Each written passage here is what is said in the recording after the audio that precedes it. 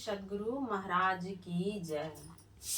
आज मैं रामायण के बालकांड से पाठ ले रही हूँ।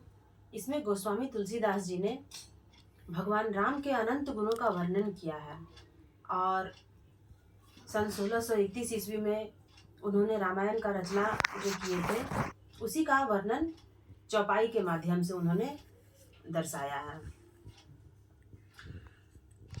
राम अनंत अनंत गुण अमित कथा विस्तार, सुनिया चरजुना मानी हही जिनके विमल विचार।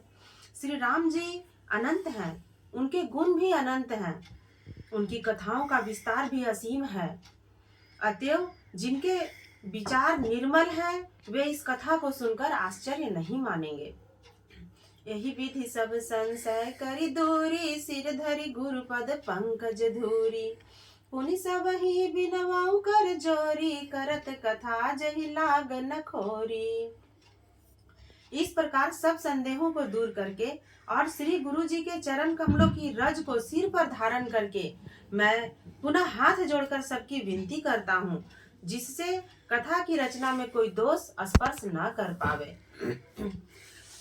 सादर शिव ही नाई अब माथा, बरनऊ बिसद राम गुण गाथा। संवत 1631 करऊं कथा, हरि पद धरि सीसा।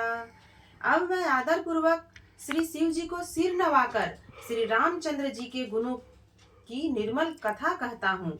श्री हरि के चरणों पर सिर रखकर संवत 1631 में इस कथा का आरंभ करता हूँ।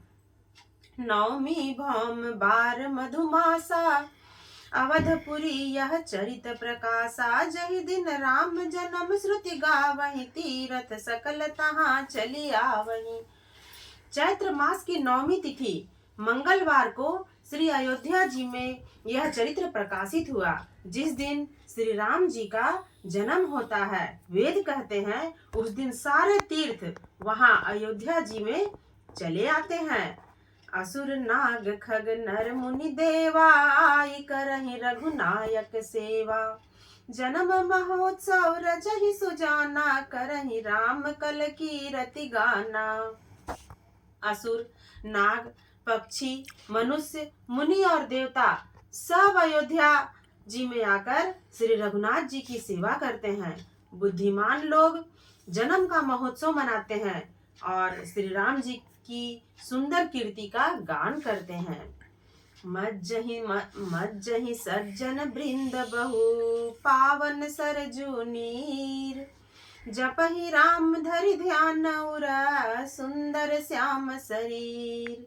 सज्जनों के बहुत से समूह उस दिन श्री सरयू जी के पवित्र जल में स्नान करते हैं और हृदय में सुंदर श्याम शरीर श्री रघुनाथ जी का ध्यान करके उनके नाम का जप करते हैं। श्री सद्गुरु महाराज की जय।